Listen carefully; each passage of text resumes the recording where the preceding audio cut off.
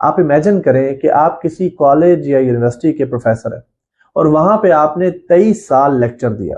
کیا کسی بھی طور آپ یاد رکھ سکتے ہیں کہ ان 23 سالوں میں ایک ورڈ یا کوئی بھی ایک ورڈ آپ نے کتنی بار یوز کیا؟ انسانوں کے لیے ایسا سوچنا یا ایسی کیلکولیشنز رکھنا اٹس امپاسبل.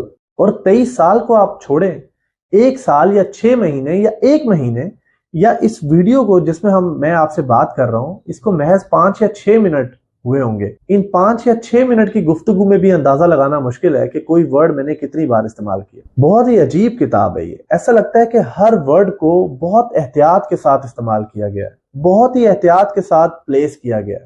اور ابھی یہ کتاب کلام کے ذریعے نازل ہوئی ہے، بک کے ذریعے نازل نہیں کی گئی. اللہ ہمیں قرآن پڑھنے کی اور اس پر تدبر کرنے کی توفیق دے. آمین یا رب العالمین.